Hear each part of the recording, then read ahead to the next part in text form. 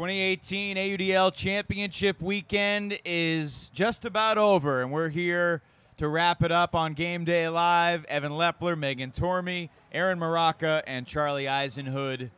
The Madison Radicals are the 2018 AUDL champions.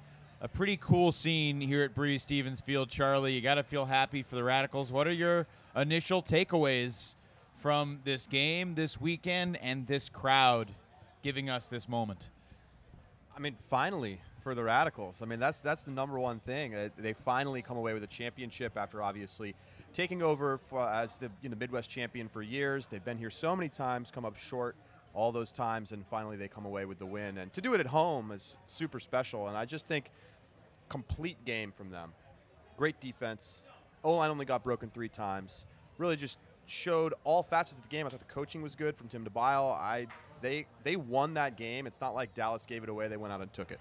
Aaron Maraca, coach of the Minnesota Wind Chill, as a colleague of Tim DeBile, what did you notice about the Radicals' game plan today and how they slowed Dallas down? Roughnecks scored 32 goals yesterday. They didn't get to 20 today.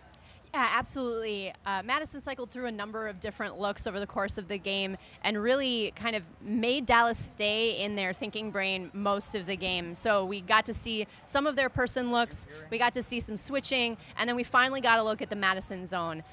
Really important there that slowed the pace of the game down, made it more low scoring, which is more typical of what Madison has been doing all season. And in particular, starting that fourth quarter with a point that took 5 minutes and 18 seconds, really just managing the energy game over the course of the game, making sure that his players stayed hyped, using timeouts well, tiring out the Dallas O-line on a number of occasions with a D-line that was working multiple possessions per point. Just a really complete package there from Coach DeBile as well.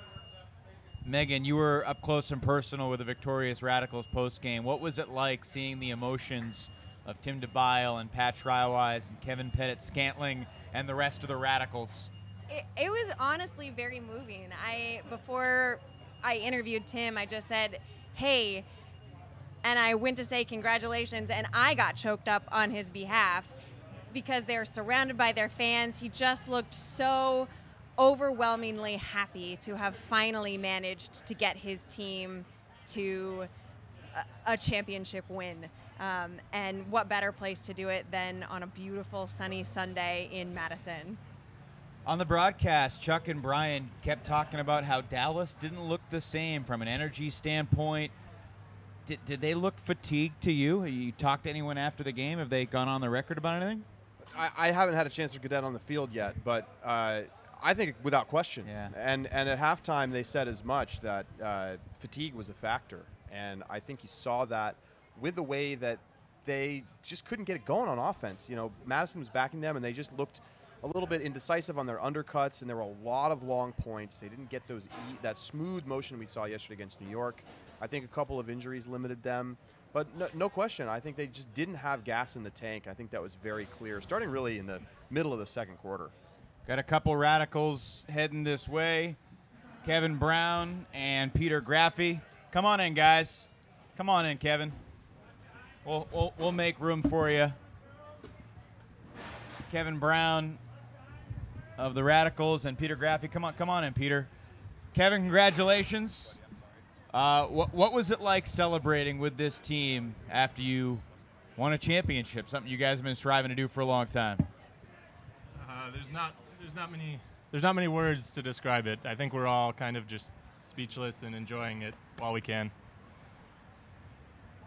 Peter, you told me maybe a month ago via email that you guys were going to win the championship this year. You believed it. It came true. Where did that belief come from? The belief came from, we kind of got over our hangover from the year previous where we had played Seattle in a tight one, right? And it was kind of a heartbreak. And then 2017 was just kind of getting back there and just being happy that we made it to Montreal. This year was kind of like a revenge tour. This year was more along the lines of, the very first day KPS showed up with a bottle of champagne saying we're going to pop this open when we win the whole thing. And you think he was crazy? No, that's KPS. It's just there's no other way around it. He's crazy. He's absolutely crazy. But that it hasn't been all centered around a bottle of champagne, but it's that belief that's been building throughout the year. And honestly, I woke up this morning and I was just giddy. Like I knew that we were going to win. It was just one of those. I hear that champagne didn't taste that good. A little old. You guys obviously got off to a pretty good start today. You go deep on the first 0 point, similar to yesterday, and you convert. How did that set the tone for the offensive effort today? I think our offense really works well when everybody is capable of doing all the things. And honestly, I was pretty off as far as throws went for the majority of that game. Everybody else was there picking me up. So I realized that maybe throwing wasn't going to be in my best interest at that point. It's kind of sweaty, kind of slippery. My gloves were, I don't know, they're a little bit off. And so we had guys like Kevin, we had guys like Dave, had guys like Pat who were making those big throws. And I think that a lot of our team looks to me to make those plays, pure and simple, that I have to make that play for us to really do well. There were moments this season where you guys struggled a little bit. You didn't get blown out by Raleigh. You lost to Indianapolis on the road. Obviously, those weren't the same rosters or maybe even really the same team that was here today and this weekend. But did those challenges during the year set you up for success here this weekend, do you think? Definitely. I think we have grown more as a team this year than in years past. Every obstacle that we overcame helped us get to this point, and I think those losses really made us the team we are, and they got us to where we are today. And if we didn't have that, maybe we wouldn't have pushed as hard all the way through the season. I have to think those losses have also created a hyper awareness of your current situation, especially at halftime. During your game yesterday, when you had a pretty expansive lead, was there ever a moment where you thought we might blow this and not make it to Sunday? In the back of my head, a little bit. I mean, you look at that score, and how can you not think of the Seattle game? But we stayed focused the whole game, and we pulled it out.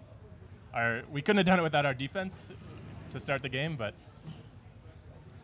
It seems like every year, championship weekend, Thomas Coolidge makes just this array of unbelievable plays that defy the way he looks, the way he acts most of the time. He seems like a fairly understated guy. The biggest little man. The biggest little man, you say. What is it about Coolidge that in these big moments he delivers? I think his athleticism is underrated. He's always got a little nagging injury here or there, but he's one of the most athletic guys in the field at all times. I saw you posing with your brother, Andrew, after the game. What was that like, finally, you and Andrew in the AUDL championship trophy? So satisfying. I'm glad it happened before he's done playing.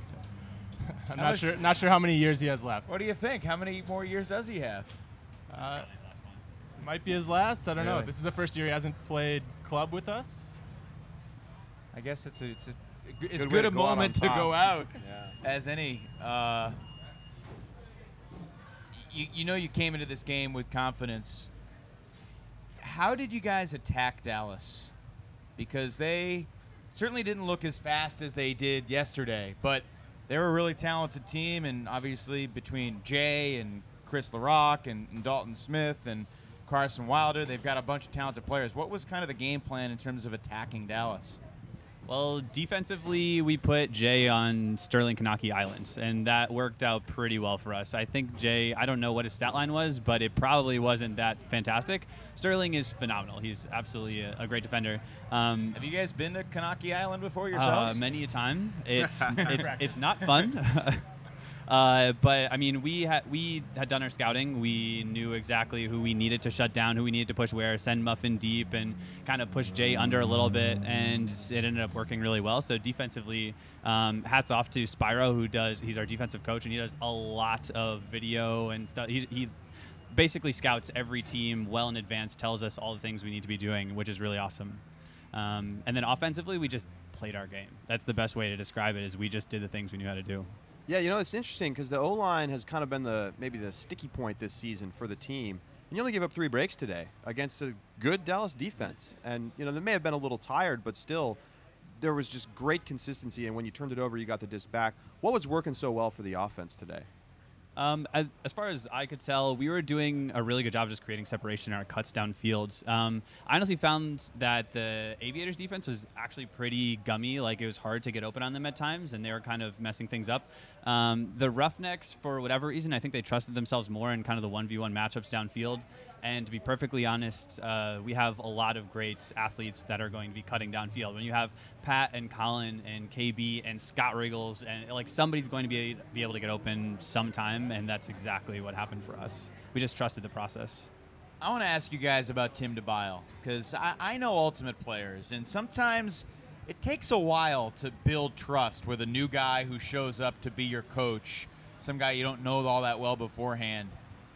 When was the moment, perhaps in 2013, 2014, when you realized Tim was the real deal, and the second part of that is, what is it like for you to see him experience this moment, to celebrate alongside him?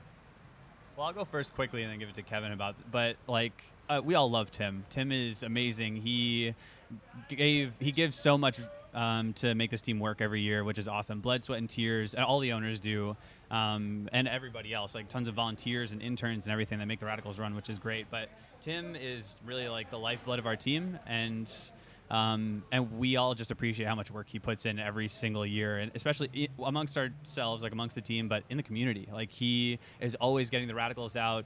You know, we're like giving discs away, we're putting on clinics, we're doing all sorts of things, and it's really great to be a part of. I think it took me a year or so to get used to Tim and just really buy into the Radicals. I was not bought in the first year completely for other reasons. I was in school, I was busy with U23s, but Tim has proven that he is a person to follow, and I will listen to whatever Tim says, Tim and Spyro, and everything they say has brought us to this point. Like, they have led us all the way, and they've done a great job. Is there a moment in your second year where you kind of remember realizing, okay, I'm in? So I think there's been just a bunch of moments where the team has doubted Tim, and when we actually listened to him, early on there were those moments. And when we actually listen to him and trust, you know, when he calls his zone line when we don't think it's going to work, and then it eats off 3-4 minutes of the clock and we're in the lead, it's the right move. He's pushed a lot of the right buttons. I thought he had a great game, coaching-wise. Like, there was one point where he left the D-line out there, didn't call a timeout, and just gassed Dallas's offense in the first half. Then the zone at the end of the second quarter to burn out the clock. You get the D and the hammer from maybe Matt Jackson.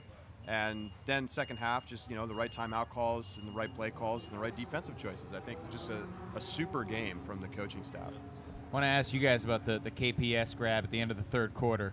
I think it was, you know, off Collins' hands, everyone there, and KPS.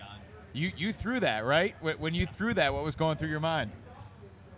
All I'm worried about is getting it there and giving my teammates a chance. I said to Colin after the point, the crowd didn't want to see you catch it. They wanted to see KPS catch it. Everyone wanted KPS to catch it. He performed CPR on the disc after that. Is that something he's done before, or is that new for this moment? I think that's new for this moment. How has he become the leader of this team? I mean, I know you guys both, you know, do a lot of the talking as well, but it seems like he is by far the most emotional guy you have in a number of different ways. And when he came up with this disc, it was the Radicals game. This basically sealed the deal. Oh, that tip, though. That's a good ground tip. And here comes the CPR. Peter, you were, you know, alongside Kevin on the D-line for a long time. Now more and more you get to watch him. Yeah. What's it like to watch this guy, and what does he mean to this team? That man gets better every year is the easiest way to say it. I first started, it was like 5 years ago, 4 or 5 years ago in 2014, and he was good at defense, like he's good, but he wasn't like a standout offensive player, and he didn't have a high ultimate IQ, but man, he's good now. He is super good. You're going to be on KPS Island at points during your life, and it's not going to feel good as well. And I don't know how he became our leader. He just kind of became it, but he's always been kind of like the hype guy for us, and it's great. But nobody minds it. He knows how to say the right thing at the right time, and he gets us going. It was a little self-appointed. Yeah, He came into the season just ready to work out, ready to lead every practice, and he approached Tim and asked to take over essentially the huddle speeches and lead the huddle speeches, and Tim said okay, and we all bought into everything he said. He's the hardest worker on the team by far. Does KPS like have like an arsenal of different huddle speeches, or is it the same thing every time? He tells a lot of stories, but he switches it up. Sometimes we have no idea where he's going. What was the story he told before this game today? Is it airable?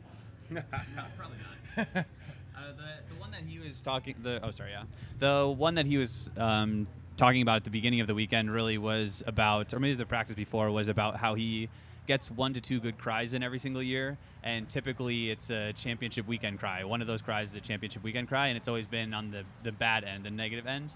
And he's really excited because this year it's going to be the first year we can have a happy cry, and so that was like his whole motto for the weekend. And he was crying after the game. You could see it. He wasn't the only one. A lot of guys were crying, and deservedly so. This crowd and getting the trophy and seeing all the fans around, what was it like? Unreal. I was tired in the first quarter. After a couple of those runs, I was tired. It's hot on that turf, and I was a little banged up, but the crowd was just getting us into it every single time. Like, the defense would have a 30-second point, and they would get super loud, and it just pumped me up. After that, I just had ice in my veins. I felt so fresh. It was kind of crazy. Yeah, there was one point during maybe the second quarter where I felt a little tired, a little winded, and I come back to the bench, and the crowd is just cheering so loud. Our crowd does not get enough credit. Yeah, I love the countdown. I love the early countdown. Dallas didn't really fall for it. No, but they got the Aviators, and it's just amazing. I love it.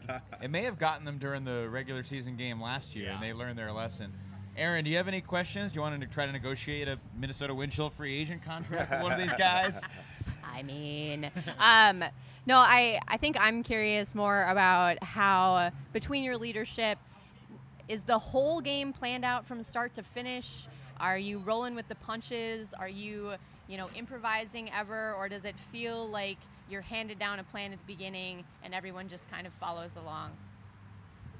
At least offensively, it's a lot of adapting because they're going to throw different defensive looks at us throughout the entire game, and we basically just find the system that works really well. We have a bunch of systems, and once we find the one that really works, because in this one we were running a system called 2-2-1, and it was working against the Roughnecks, right? But we had to get away from that in the Aviators game because it just wasn't working. So it's offensively we adapt like crazy. Defensively is very strategic, very planned out from the beginning, even though there are things that change every single point. It's been such a long road for you guys to win a title, and you've been there so many times, so close, and to finally win. Like, were there moments of doubt, in past seasons, or like coming into this year? Are you ever thinking, do I want to go out there again and do it again, or is it always just you're super excited to get back on the field and be with your teammates? I mean, I just feel like it's tough to be so good and yet never quite get the win. It's most franchises don't experience that. They're either, they've won or they're never even at championship weekend, so they may not know what that's like. So how have you dealt with that, considering all of the years that you've come close but not quite? I think I was personally very motivated from the Seattle loss, and especially in front of our fans. Just coming back here and winning it for all of us that have been here since the beginning. I don't know. There's not many words to describe what this process has been like, but we all really bought in this year, and KPS led the way. Yeah. I want to ask a question about your loss to Raleigh earlier in the season and compare it to your loss against Seattle. Talking with KPS, he said that loss to Seattle was a crisis for Madison, but after your loss to Raleigh, you found it was just a loss that where you just hadn't played very well. Do you guys agree with KPS? Is that how the team took it? You didn't worry about your identity and your ability to perform well outside of the division? Yeah, definitely. The rally game was just a wake-up call. The rally game was nothing more than, well, I mean, we had basically been running the same guys in the same places for such a long time, and we kind of recognized that something needed to change because that was the thing. We had been so good for so long because we had people kind of in those places and we had typecasted them, right? And so that was more of a wake-up call that, I mean, I moved around, some other guys moved around, and I think that was really one of the things that kind of like reinvigorated us. I know for me, I was a lot more excited to step on the field, knowing that I was going to be part of an offensive unit and, you know, kind of coming over for defensive stuff. But yeah, no, it was just a bump in the road. It wasn't crisis. For me, that was one of the hardest Radicals games ever because I was sitting on the sideline, unable to play. And I think we had a lot of execution errors, but it was really hard for me to just watch all of that happen and not be able to make any active changes on the field as a player. Do you think you win this weekend if you don't have that game? Let's just say you played only Midwest teams and you roll and you know, standard stuff. No. I think that was pretty formative for us in building our mental toughness, which is, I would say, historically been our weakest point, and being able to just kind of see games all the way through, or if we start making mistakes, you know, we have to be able to get ourselves out of that. And that was one of those times where we couldn't really get ourselves out of it. So there's a little bit of introspection that took place, and it was a much needed wake up call. Like I said, I don't think we win this weekend if we don't play Raleigh like that. It's a little after 3 o'clock Central Time. What's the celebration going to be like the rest of the day, this evening, and the weeks and months ahead? A lot of sitting. I want to sit for a while. I don't know. We're going to all hang out, though. We all love each other. We want to spend all today with each other, I'm sure. So we're going to find something to do and just kind of hang out and enjoy each other for. I asked Tim on Thursday and Friday if he had a plan for where the victory celebration was going to be, and I don't think he had put too much thought into that, but he wasn't too worried about figuring it out. Yeah. As long as we're with the team and together celebrating, I think we'll be happy. Kevin Brown, Peter Graffi, congratulations. We'll let you go enjoy it, and maybe we'll, if we're fortunate, we'll get to join the celebration later this evening. Thank you. We'll take a quick timeout, be back on the Game Day Live set with some final thoughts to wrap up Championship Weekend 2018, owned by the Madison Radicals. Stay with us.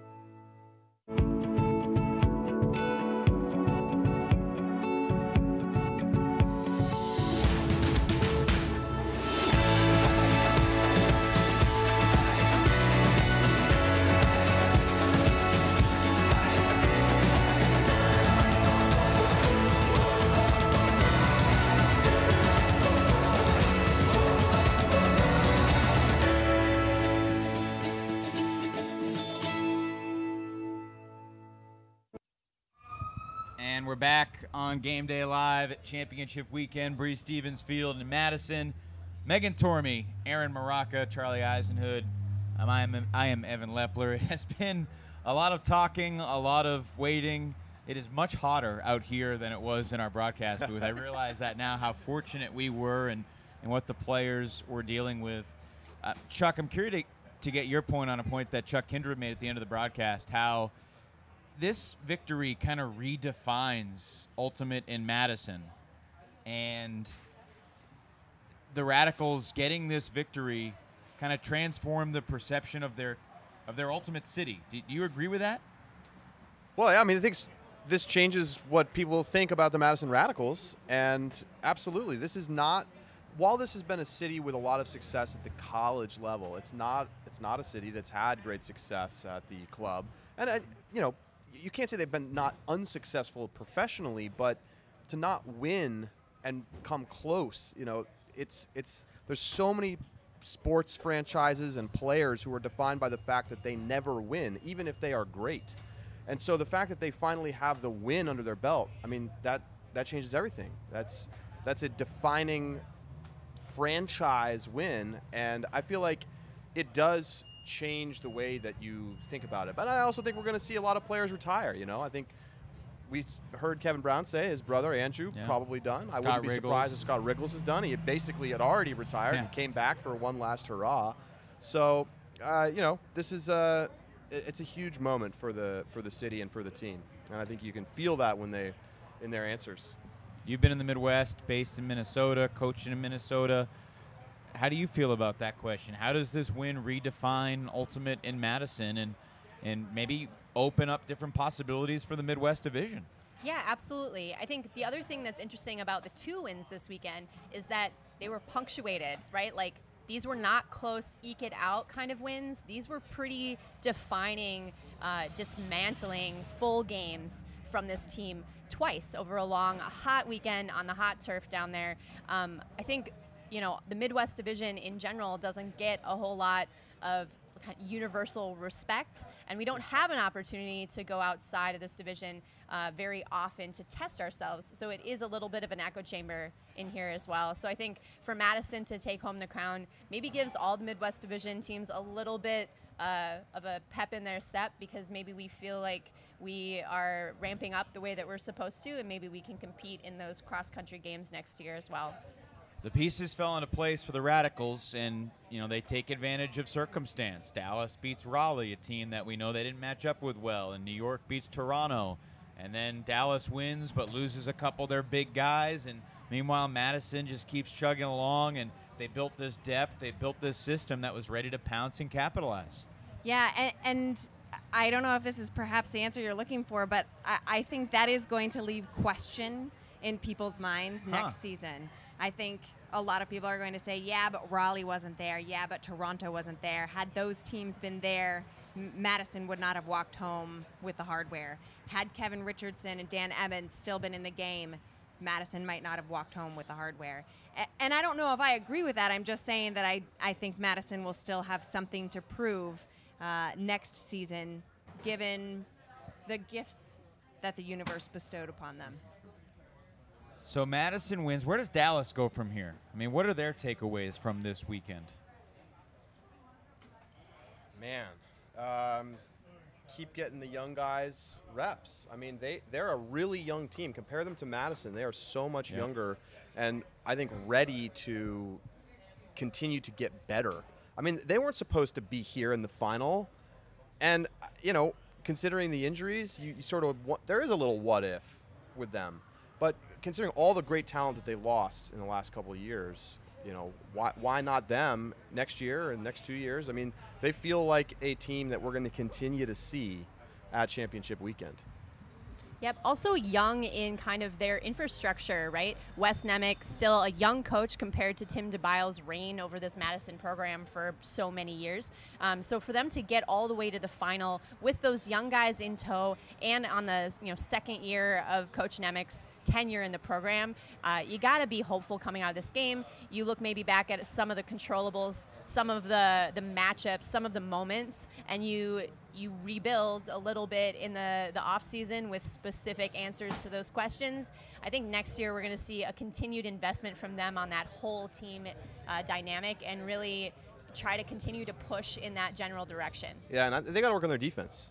I think that's something they'll take away from this game specifically, because they got 3 breaks total, and they tried to play one-on-one in the deep space, and it didn't work. And it didn't really work yesterday against New York either.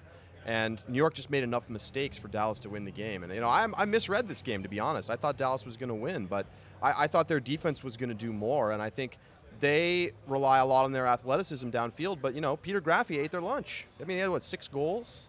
And he wasn't the only guy making big plays downfield. But they're going to have to play a little bit more team defense, and that's something that they can continue to improve on. Was Graffi the MVP of championship weekend, in your opinion? Well, it's between him and KPS, because I thought KPS made some blocks that just nobody else at this tournament this weekend could have made. And he had the 3 insane plays yesterday. He had some huge plays today, and the energy that he brings, and the crowd loves him, fan favorite. But I think Graffy's ability to continue to make plays on the offensive line was critical for Madison. I would add that I think KPS maybe edges out Graffy there just because of his overall leadership and energy. As we said, KPS provides a lot of energy on the field with the plays that he makes, but there were some key moments where we looked over at that sideline during that game. The entire Dallas sideline has their hands on their knees, bent over like they're out of breath, and KPS is running back and forth on the sideline, amping up his crew. There were a couple stoppages with some conversations that could have been contentious. Dallas is frustrated, clearly involved in those conversations. KPS is running up and down the sideline, tapping every player on their chest, reminding them that this is about them and what they can control. So that's just a leveling maturity there also from KPS to make sure that his team is well balanced mentally and emotionally as well. And keeps the play clean. He called 2 fouls on himself. That's right. During the championship game. And one of them came, I think, when there was Madison had a 3-point lead, but I think the other one came when there was only 1 or 2 points difference. And you got to be a big person. You got to be a big person to do that. After 6 years and 100 games in their 101st game in franchise history, Madison is a champion. I mean, the Roughnecks fall to 45-6 all time. What a shame. Just their 6th loss ever. And Madison is 86-15. I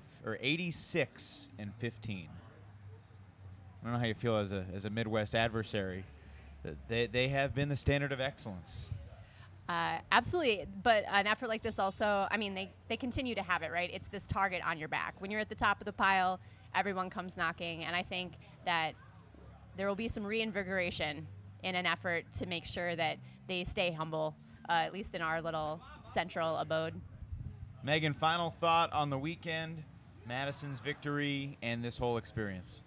I love Madison. I love the program. I did not think that they were going to win it all, and I loved being proven wrong. It was really fun to see the more nuanced changes that they made throughout the season make a huge difference here in championship weekend. The strategic adjustments, the mental fortitude, it was really fun to watch. And as I mentioned already, no better place to do it than in front of the Madison crowd. No regrets about the pick, and no regrets about coming to championship weekend with your 2-week-old daughter? Hey, I feel as though she made the decision to come because I said if I gave birth early that I would come to this weekend. So she picked the date. She came 1 week early and enabled us to come. So she must be a Radicals fan. Yeah, you got to get her some gear. Little Radicals onesie. I'm sure Tim. Charlie, I'm curious to hear your final thoughts on, I mean, you've been to championship weekend at least 3 years in a row now, if not 4, and twice here in Madison and Montreal. Just, I mean, you've been to every big ultimate event in the world.